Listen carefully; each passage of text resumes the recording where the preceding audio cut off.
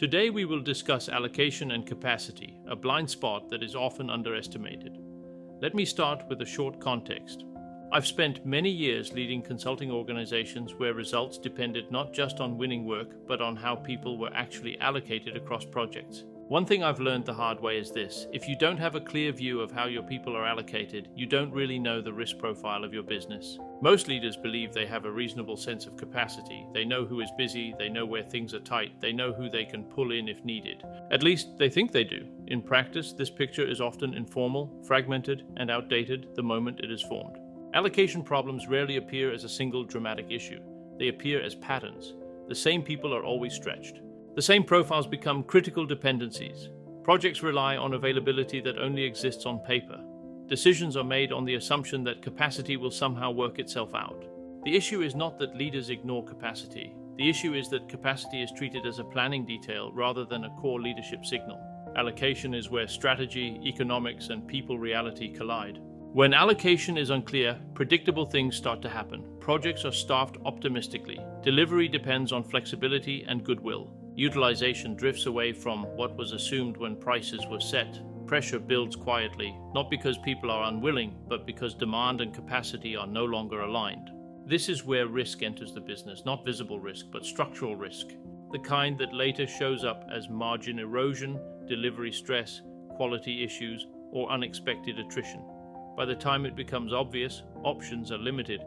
Many organizations try to manage this through experience and judgment, and for a while, that works. But experience does not scale. As the organization grows, adds projects, or operates across locations, informal capacity management breaks down. At that point, leaders are no longer managing allocation. They are reacting to it.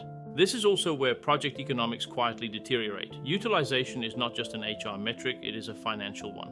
If assumed utilization does not match reality, pricing and margins are built on fiction, and without clear allocation, there is no reliable view of utilization either. This is not about controlling people, it is about giving leadership an honest picture of how the organization is actually used.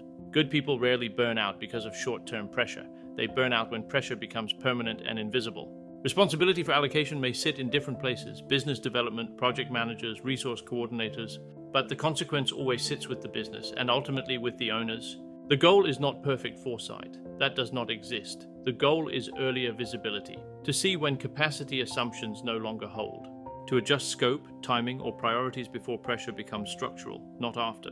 Ignoring allocation is also a decision. It is a decision to let risk accumulate quietly and to discover problems when they are already expensive.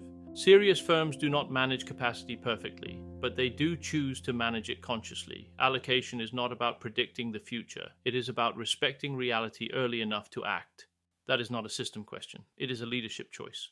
If you'd like to learn more, we regularly host webinars and also arrange one-to-one conversations. Feel free to reach out to me anytime via WhatsApp at +63 917 504 2507. Looking forward to hearing from you.